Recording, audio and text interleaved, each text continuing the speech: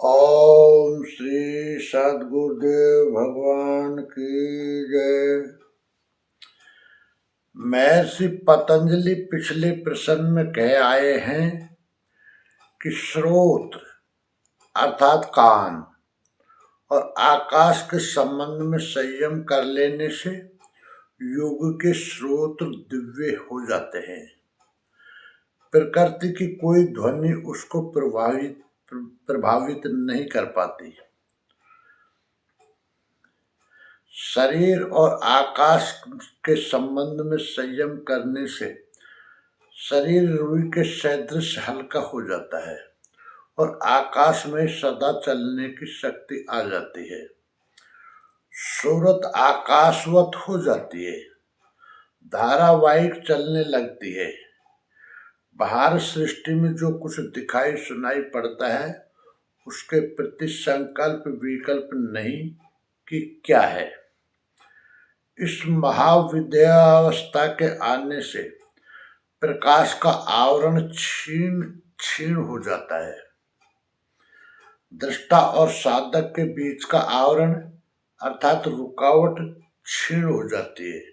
बुद्धि में आत्मा का प्रकाश जितनी मात्रा में हुआ है, आगे जितना शेष है, उसे समझने की बाधा अब समाप्त हो गई। स्थूल अर्थात आकाश, पृथ्वी, अग्नि, जल और वायु, इनकी 5 तन मात्राएं शब्द, स्पर्श, रूप, रस और गंध, ये भूतों का स्थूल स्वरूप है।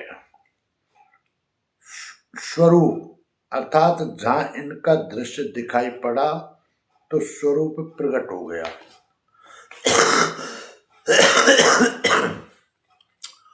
सूक्ष्म अर्थात स्वरूप स्पष्ट होते ही उसकी सूक्ष्म अवस्थाएं समझ में आ गई। अन्वय अर्थात उन्हें अलग अलग विश्लेषण करके देखना और अर्थवत्व अर्थात उसकी गुणवत्ता, प्रयोजनवत्ता की वस्तु सजातीय है या विजातीय, अर्थात स्थूल स्वरूप, सूक्ष्म, अन्वय और अर्थवत्व, इन 5 प्रकार की अवस्थाओं में संयम करने से समस्त भूतों पर विजय प्राप्त हो जाती है। इन भूतों से उत्पन्न इंद्रियों की पकड़ में आने वाला कोई दृश्य योगी को भटका नहीं सकता। उस भूत जैसे अणिमा आदि 8 सिद्धियों का प्रकट हो जाना, काय संपत्ति की प्राप्ति और उन भूतों के धर्मों से बाधा न होना, ये 3 प्रकार की योग्यता आ जाती है। शास्त्रों में अणिमा, लघिमा, महिमा, गरिमा, प्राप्ति, प्राकाम्य, वशित्व और ईश्वरत्व 8 सिद्धियां कही गई हैं। अष्टधा मूल प्रकृति में 8 सिद्धियों का संचार हो जाता है। 1. अणिमा, सूक्ष्म से भी अति सूक्ष्म वस्तुओं का ज्ञान। 2. लघिमा, बालवत स्वभाव। 3. महिमा प्रसारित होने लगती है। 4. गरिमा, गौरवपूर्ण अवस्था आ जाती है। 5. प्राप्ति अर्थात प्राप्ति। 6. प्राकाम्य, बिना रुकावट इच्छित पदार्थों की आपूर्ति। 7. वशित्व, इंद्रियों और मन का सदैव वश में रहना। 8. ईशित्व, सब भावों पर स्वामी भाव। इन भूतों के विषय शांत हो गए हैं, इसलिए अब धर्म में किसी प्रकार का व्यवधान नहीं होता। अब प्रश्न है कि इंद्रियों व शरीर में दिव्यता क्या है? उत्तर: रूप, लावण्य, बल और वज्र के समान गठन ये शरीर की संपदाएं हैं। संयम की इस ऊंचाई पर योगी में कांति और शारीरिक सौष्ठव्य आ जाता है। महर्षि पतंजलि विभूतिपाद के सूत्र 46 में कहते हैं, रूप लावण्य बल वज्र संग्रहणत्वानि काय संपत्। योग दर्शन 3/46। रूप, लावण्य, बल और वज्र के समान गठन ये शरीर की संपदाएं हैं। संयम की इस ऊंचाई पर योगी में कांति और शारीरिक सौष्ठव्य आ जाता है। महापुरुष को निवृत्ति के पश्चात रोग होते ही नहीं। ऐसे योगी किसी का रोग स्वयं स्वीकार कर लें तभी वे रुग्ण होते हैं, अन्यथा कभी नहीं। पूज्य महाराज जी के जीवन की एक घटना इसी तथ्य को उद्घाटित करती है। पूज्य गुरुदेव आसन पर बैठे थे। एक दिन एक पंडित जी समीपवर्ती गांव से आए, प्रणाम किया। उन पर दृष्टि पड़ते गुरु महाराज ने कहा, पांडे अच्छा हुआ आ गए, पूड़ी बनाओ। उसने कहा, महाराज मैं तो मर रहा हूँ, मेरा तो हाथ ही नहीं उठ रहा है, पता नहीं क्या हो गया है हाथ में। 2 दिन से नींद तक नहीं आई। महाराज जी ने कहा, हाथ इधर ला। उन्होंने उसका हाथ पकड़कर 2-4 बार उसका हाथ दबाकर देखा और कहा, विभूति खा लो, अब जाओ बनाओ पूड़ी। उसने पूड़ी बनाया, खा खिलाकर चला भी गया, किंतु महाराज जी के हाथ में दर्द होने लगा। 9वें दिन तो न रात चैन पड़े न दिन। गर्म जल से सिकाई करने से कुछ राहत होती थी। प्रतीत होता था मानो हड्डी से फोड़ा निकल रहा हो।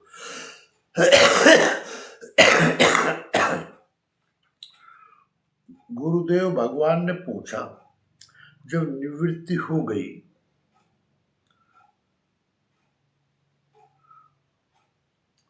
गुरुदेव ने भगवान से पूछा, जब निवृत्ति हो गई, पाप है ही नहीं, तब ये मरणांतक पीड़ा क्यों? भगवान ने बताया, 12 महीने उस पांडेय को कष्ट उठाना था। उसका रोग आपने ले लिया है, तो 12 दिन तो झेलें। महाराज ने कहा, गणना करो कितने दिनों से फोड़ा हुआ है। शिष्यों ने बताया, आज 9वां दिन है। महाराज ने कहा, 10, 11 और 12, 3 दिन शेष हैं। 12वें दिन फोड़ा फट गया, दर्द समाप्त हो गया। ऐसी कई घटनाओं के पश्चात कोई दुखी आता भी तो महाराज जी उसका स्पर्श नहीं करते थे, केवल उस धोने की विभूति दिला देते थे। इतने से वो ठीक भी हो जाता था। महर्षि विभूतिपाद के सूत्र 47 में कहते हैं, ग्रहण स्वरूपास्मितान्वयार्थ वत्व संयमादिन्द्रिय जय। योग दर्शन 3/47। ग्रहण, स्वरूप, अस्मिता, अन्वय और अर्थवत्व, इन 5 अवस्थाओं में अलग अलग संयम करने से मन सहित समस्त इंद्रियों पर विजय प्राप्त हो जाती है। इंद्रियों का कार्य है ग्रहण करना। आंखों ने देख लिया, ग्रहण कर लिया। श्रवण करना, कान का ग्रहण करना है। रसना को स्वाद का बोध, उसका ग्रहण करना है। नासिका गंध ग्रहण करती है। ग्रहण से उन वस्तुओं का स्वरूप स्पष्ट होता है। अस्मिता उन वस्तुओं के भले बुरे उपयोग का मिश्रण है। अन्वय में वस्तु का विश्लेषण तथा अर्थवत्व में वस्तु की प्रयोजनता का विचार किया जाता है कि क्लिष्ट है अथवा अक्लिष्ट। इस प्रकार विश्लेषण द्वारा साक्षात कर लेने से इंद्रियों पर विजय हो जाती है।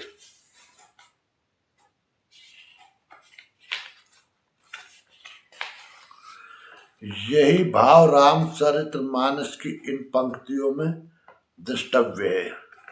जड़ चैतन्य गुण दोष में विश्व कीन करतार, संत हंस गुण गए पै परिहरि बारी विकार। रामचरितमानस 1/6। भरत हंस रविवंश तड़ागा, जन्मे कीन गुण दोष विभागा। रामचरितमानस 2/232/3। भरत जी में ये क्षमता थी, हनुमान जी में भी ऐसी क्षमता थी। वो समुद्र लंघन कर रहे थे, मार्ग में सिंहिका नामक राक्षस मिली, वो उसकी छाया पकड़कर अवरोध कर रही थी। हनुमान ने उसका कपट पहचान लिया। ताय मार मारुत सुतबीरा, बारिद पार गयो मत धीरा। रामचरितमानस 5/2/5। उससे मारकर वे आगे बढ़ गए। इस प्रकार विवेक पूर्वक संयम करने से इंद्रियों पर विजय प्राप्त हो जाती है। साधक में जब सदा सचेत रहने की क्षमता आ जाती है तो इंद्रियों पर विजय हो जाती है। ऐसी दशा में इंद्रियां विकार उत्पन्न कर भटका नहीं सकती, क्योंकि इंद्रियों की गतिविधि साधक पहचान चुका है, इसलिए वे भटका नहीं सकते। महर्षि विभूतिपाद के सूत्र 48 में कहते हैं, ततो मनोजवित्तम विकारण भाव प्रधान जयश्चय। योग दर्शन 3/48।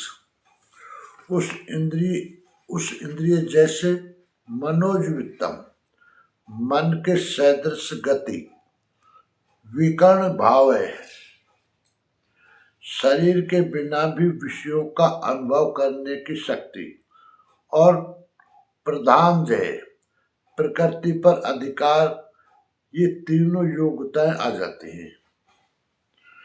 इंद्रियों पर विजय से मनोजवित्तम, मन में साधना गतिशील हो जाता है। वह बाहर कुछ भी नहीं सोचता। जब गति मन में ही सिमट गई तब शरीर का संबंध कट जाता है। यही बिना शरीर के विषय वस्तु को समझ लेना है। वैष्णव संत नाभाजी के गुरु ध्यान में बैठे थे। उनके किसी भक्त की नाव समुद्र में फंस गई। उसने गुरुदेव से रक्षा की पुकार लगाई। गुरुदेव परेशान थे कि कोई संकट में है। नाभाजी गुरुदेव के कक्ष के बाहर इस सेवा में थे कि कोई गुरुदेव के भजन में बाधा नहीं पहुंचाए। नाभाजी बोले, महाराज, नाव तूफान से बाहर हो गई, अब आप चिंता छोड़ें। गुरुजी कक्ष से बाहर आ गए। बोले, ये तो नाभि का हाल जान गया, हमारे अंतर मन का समाचार इसे ज्ञात हो गया। आज से तुम्हारा नाम नाभाजी है। अब तुम्हारा एक ही ऋण शेष है, 108 दानों की माला मुझे पहनाओ। नाभाजी आध्यात्मिक संत थे। उन्होंने सोचा, माला तो मन की भली। जो संत मन का निरोध कर चुके थे, ऐसे महापुरुषों का जीवन चरित्र लिखकर उन्होंने गुरुजी को अर्पित किया, जो भक्तमाल के नाम से प्रसिद्ध है। वे बिना शरीर के ही सब जान गए। महर्षि विभूतिपाद के सूत्र 49 में कहते हैं, सत्व पुरुषान्यताख्यात्य प्राप्ति मात्रस्य सर्वभावाधिष्ठातृत्वं सर्वज्ञातृत्वं च। योग दर्शन 3/49। सत्य से संयुक्त बुद्धि और पुरुष अर्थात चेतन आत्मा, इन दोनों की भिन्नता मात्र का जिसे ज्ञान रहता है, सभी समाधि को प्राप्त ऐसे योगी का सब भावों पर स्वामित्व भाव और सर्वज्ञ भाव हो जाता है, सर्वज्ञता प्राप्त हो जाती है, वो सब कुछ जानने की योग्यता वाला हो जाता है। ऐसे योगी का केवल मन सहित इंद्रियों या शरीर पर ही नहीं बल्कि समस्त प्रकृति पर नियंत्रण हो जाता है। परम तत्व से केवल मिलना ही शेष है, किसी भी क्षण प्राप्ति हो सकती है। सर्वज्ञता और स्वामी भाव भी मार्ग की विभूतियां मात्र हैं, इनसे भी वैराग्य अपेक्षित है। इस पर विभूतिपाद के सूत्र 50 में देखें।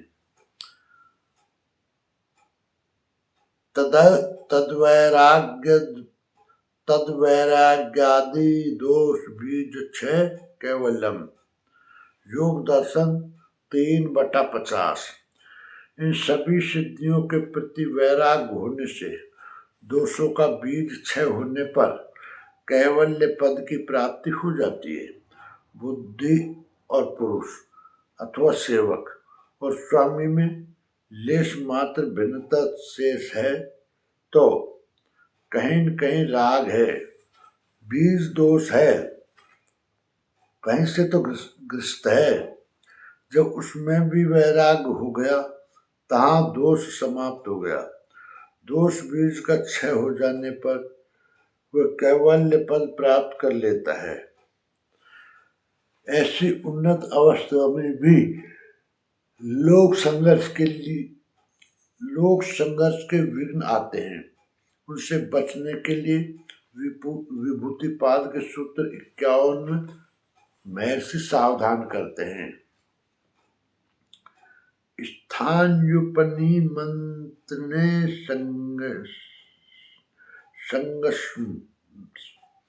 संगस्मयाकरणं पुण्यष्ट प्रसंगात।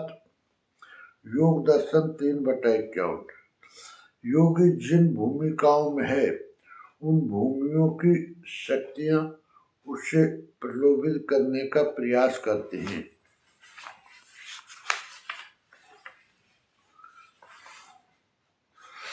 उन स्थानों के अधिकारियों द्वारा आदृत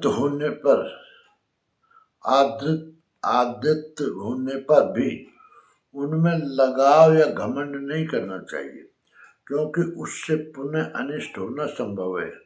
जब योगी में सर्वज्ञता आदि गुण आ जाते हैं उस समय इन शक्तियों के अधिष्ठात्र देवता भोगों का सुख दिखाकर या योगी की प्रशंसा द्वारा उसे उलझाते हैं।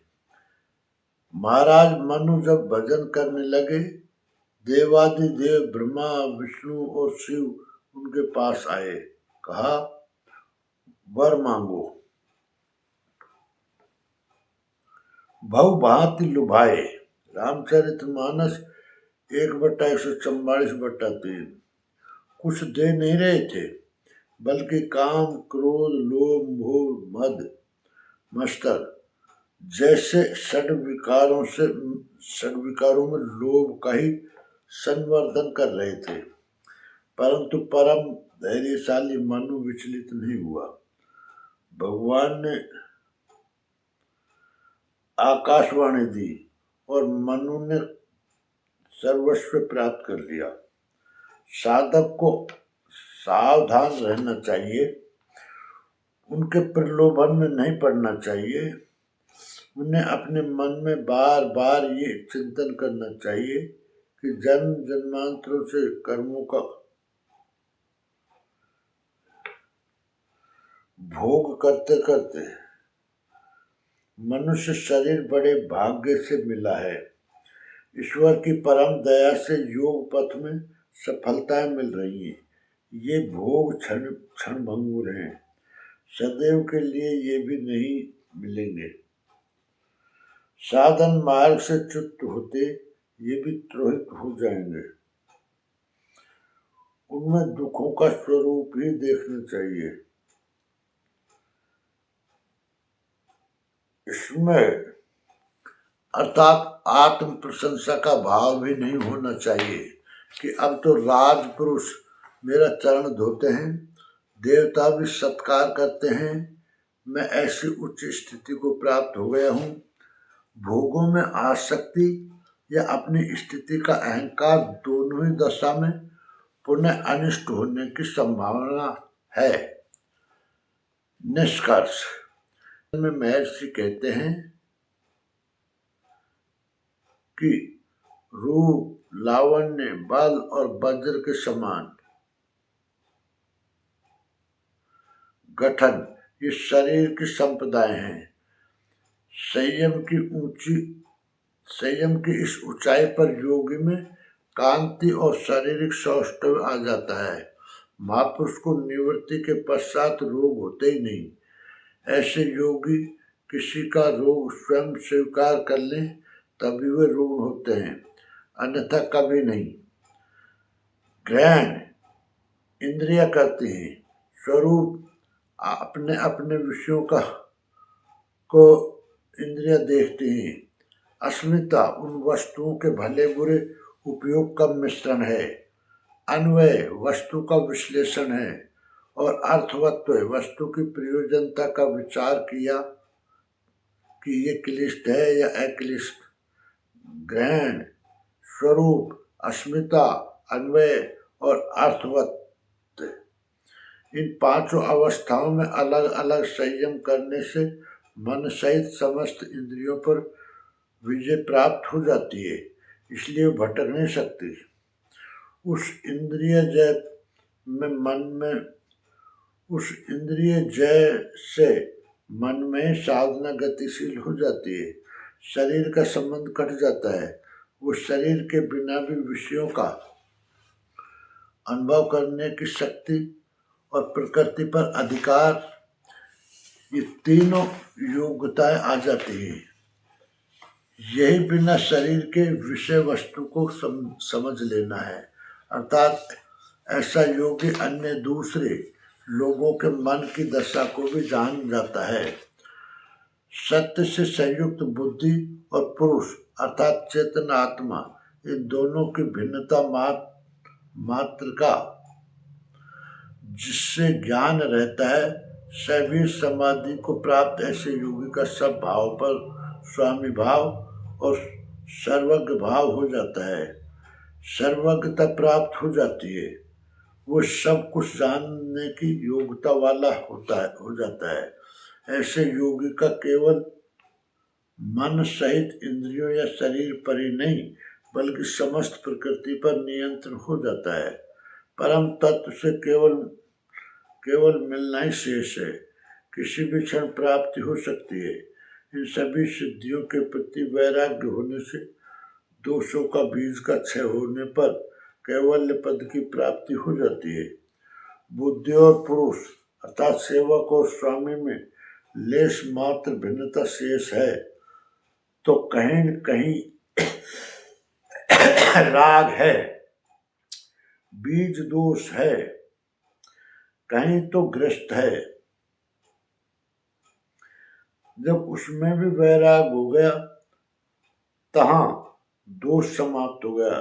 दोष बीज का क्षय हो जाने पर वो कैवल्य पद प्राप्त कर लेता है। ऐसी उन्नत अवस्था में भी लोक संसर्ग के विघ्न आते हैं। योगी जिन भूमिका में है उन भूमियों की शक्तियां उससे प्रलोभित करने का प्रयास करते हैं।